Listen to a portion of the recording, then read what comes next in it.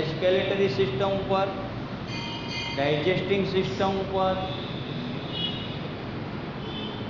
Circulatory system ઉપર, respiratory system ઉપર, મસ્ક્યુલરી system ઉપર, નર્વસ સિસ્ટમ ઉપર અને એન્ડોક્રાઇન સિસ્ટમ ઉપર. આ 9 પ્રકારની સિસ્ટમો શરીરની અંદર છે. એ 9 પ્રકારની સિસ્ટમો એક્ટિવ થાય છે.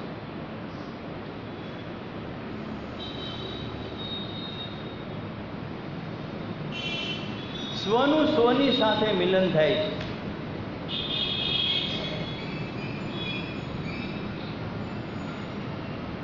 માત્ર શરીરમાં શ્વાસ આવે છે ને જાય છે એટલું પર્યાપ્ત નથી. એ શ્વાસની પૂર્ણ અનુભૂતિ થવી એ પણ જરૂરી છે.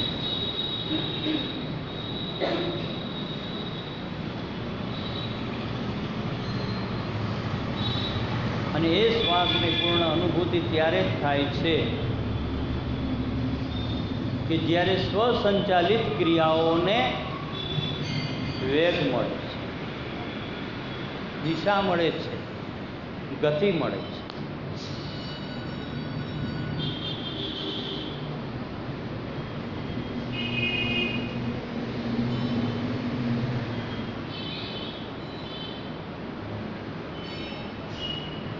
આ ક્રિયા બહુ સમજવાની જરૂર છે. આમાં પેટ એકવાર અંદર ખેંચી લીધા પછી મળ અને મૂત્ર માર્ગને ખેંચવાનું છે.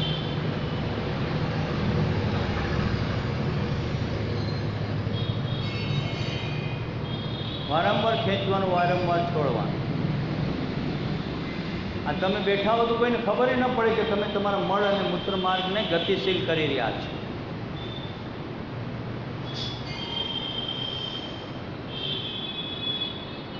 કારણ કે જે ઘૂંટણની ઢાંકણી હલાવો એ તમારી અંતરંગ ક્રિયા છે. એમ તમારા મળ અને મૂત્ર માર્ગને અંતરંગ ક્રિયાથી સ્વસંચાલિત કરવાની છે. એ સ્વયં સંચાલિત તો થતું જ નથી. એ મળ અને મૂત્ર છોડવા પૂરતું જ સ્વયં સંચાલિત છે. બાકી તો એને તમારે સ્વસંચાલિત બનાવવું. તો શ્વાસ પણ તમારા જીવવા માટે સ્વયં સંચાલિત છે અને તમારા કર્મોનું ફળ આપવા માટે સ્વયં સંચાલિત છે. પણ સારા કર્મ કરવા માટે તો સ્વયં સંચાલિત નહીં પણ સ્વસંચાલિત કરવું પડે.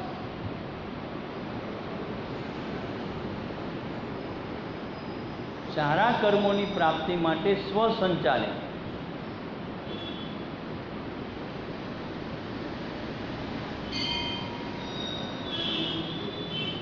મનુષ્ય આખી જિંદગી સ્વયં સંચાલિત ચાલે છે.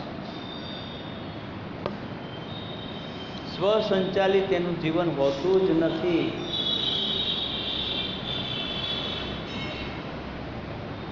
એ હંમેશા એવું માને છે કે જે ભાગ્યમાં હશે તે થશે.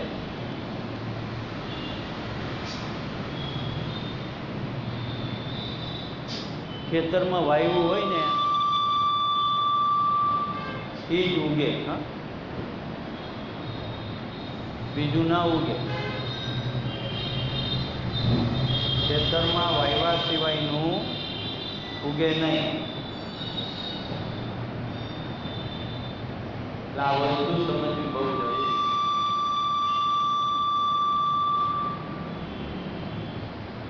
અને ખેતરમાં વાયવા સિવાયનું ઉગે ને તો એમાંથી કેટલું ઉપયોગમાં આવે કેટલું ઉપયોગમાં ન આવે એ ખબર ન પડે.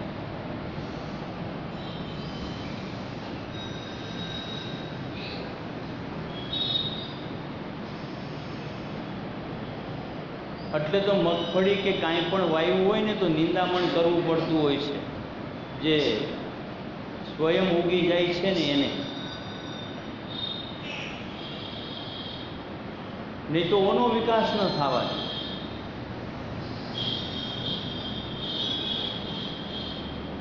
તમે જે વાયુ છે એનો વિકાસ સ્વયં ઉગી નીકળે છે ન થવાનો, એનો અવરોધક બની જાય.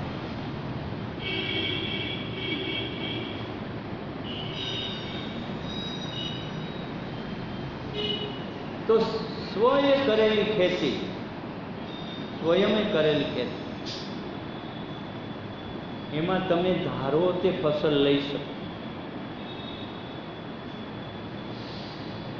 કારણ કે ફસલ લેવાનું તમારા હાથમાં છે.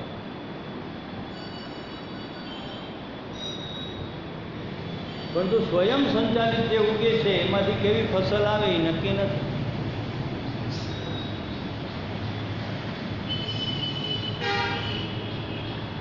તો ભૌતિક જગતના ખેતરમાં એવું થતું હોય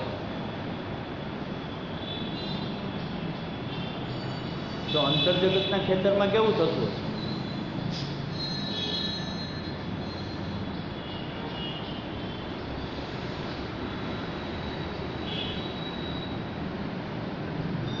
તો અંતર જગતની શક્તિઓ વધારવાની છે. એને ખાતર અને પાણીની જરૂરત છે. તો સમાધિ નામની ફસલ અંદરથી નીકળશે. પ્રાણાયામનું પાણી અને ધ્યાનનું ખાતર.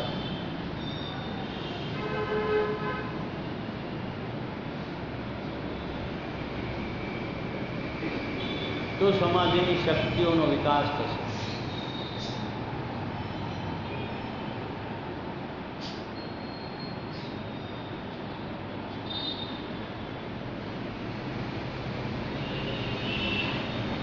અને એ સમાધિની ફસલ અનેક જન્મ સુધી પ્રકાશિત રહેશે. અનેક જન્મો સુધી.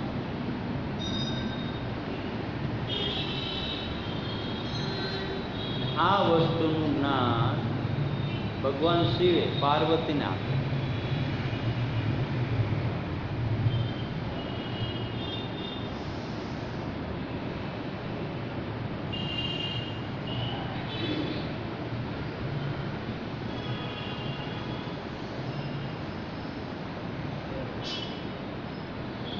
આજે હું ને તમે જે યોગનું જ્ઞાન મેળવી રહ્યા છીએ,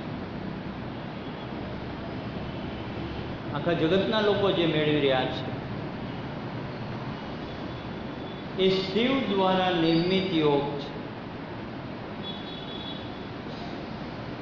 પછી તો એ યોગને અલગ અલગ ઋષિ મુનિઓએ ગ્રંથની અંદર લિપિબદ્ધ કર્યું. પહેલા તો સ્વમુખે પાર્વતીને આનું જ્ઞાન કરાવ્યું.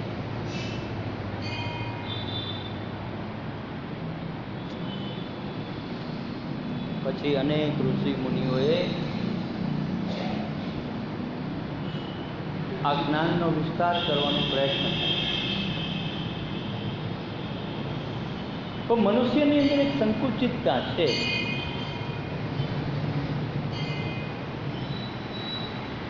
કે જે કાંઈ નવો આવિષ્કાર થાય ને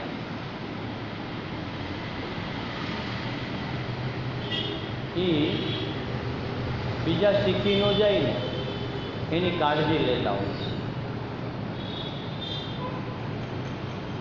પોતાને લાભ કરતા હોય એવા લોકો જ શીખવા જોઈએ, એવી એક માન્યતા લોકોમાં ભરેલી છે. એટલે લાખો વર્ષથી આ જ્ઞાન હોવા છતાંય આમ લોકો સુધી આ જ્ઞાન પહોંચ્યું નહોતું.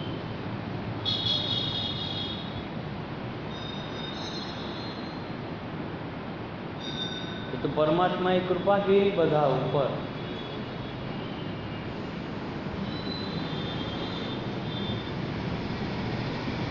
કે યોગ એ સામાન્ય જન સુધી પહોંચે એવા મહાપુરુષોએ આ ધરતી ઉપર જન્મ લીધો. શ્રી રવિશંકર છે, રામદેવજી મહારાજ છે, ઋષિ પ્રભાકરજી છે, યોગી અશ્વિની છે, જગ્ગી વાસુદેવ છે, પાયલોટ બાબા છે, પરમાર્થ નિકેતનવાળા મુનિ મહારાજ છે. આવા નામી અનામી અનેક યોગીઓએ અત્યારે કમર કસી છે.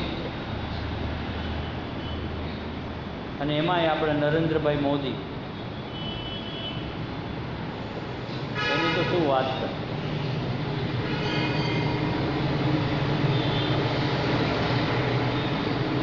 કે સમગ્ર વિશ્વને યોગનું ઘેલું લગાવ્યું છે.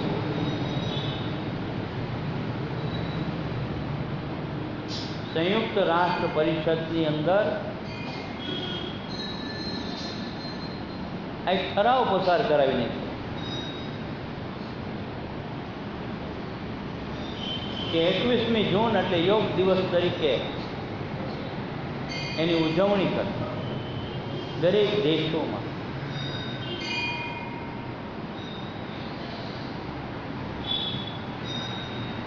અને આ વખતે રામદેવજી મહારાજ અમદાવાદની અંદર 18 તારીખથી 4 દિવસીય શિબિર શરૂ કરી રહ્યા.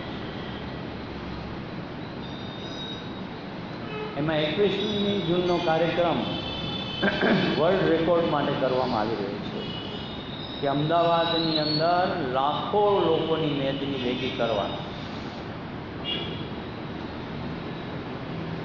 સરકારી અને પતંજલિની મશીનરી સતત અત્યારે કાર્યરત 21મી જૂનમાં.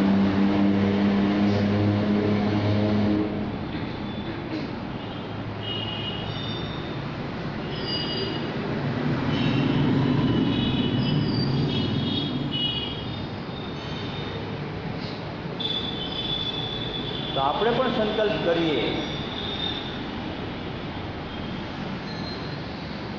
કે 21 જૂનના કાર્યક્રમની અંદર કમસે કમ બીજા કોઈ યોગ કરે કે ન કરે, આપણે તો કરશું. એ તો ઘણી વાર એવું બને કે આપણે જવા દઈએ ને આજે ન કરી ચાલશે.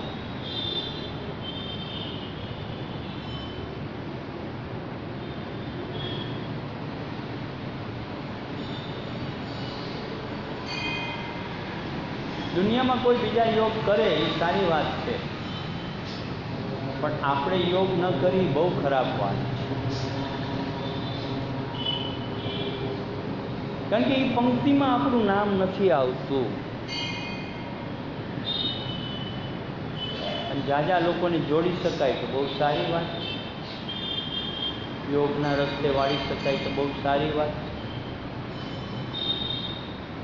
એક સારું કાર્ય કરવાનો ખરેખર સંતોષ લેવો હોય, પુણ્યાત્મા બનવાની જે ઈચ્છા હોય તો કંઈ દે કુછ દિયા નહીં કુછ લિયા નહીં ફિર ભી બહોત કુછ દે દિયા.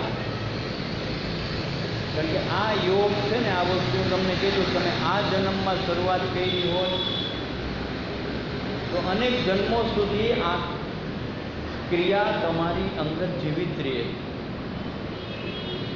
તમે બીજા જન્મની અંદર કેટલું કરો છો કેટલું નથી કરતું તે પછીની વાત છે, પણ આ જન્મના કર્મને હિસાબે તમને આગલો જન્મ આ ક્રિયાની અંદર આગળ વધવા માટેનો ચાન્સ મળે.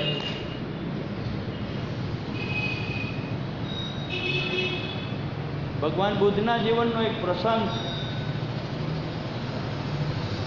છે, એ એમના જીવન ચરિત્રની અંદર પોતે લખ્યું છે.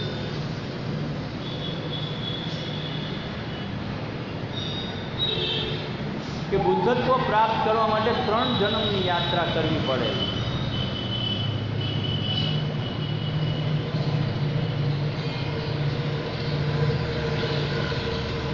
એક જન્મની અંદર એમની સામાન્ય યાત્રા હતી, બીજા જન્મની અંદર થોડીક ઉંચકોટીની યાત્રા હતી, અને ત્રીજા જન્મની અંદર બુદ્ધત્વ પ્રાપ્ત થયું.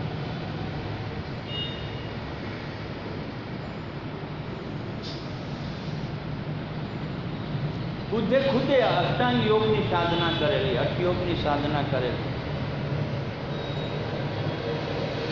અને એમાંથી લોક ભોગ્ય બનાવીને વિપશ્યની સાધનાનું પોતે નિરૂપણ કર્યું.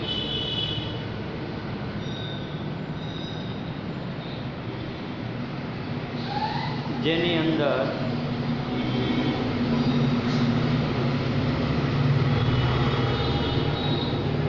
યોગની અનેક સિદ્ધિઓ પ્રાપ્ત કરી શકાય એવી વિપશ્યની સાધના એમને શરૂ કરાવેલી છે.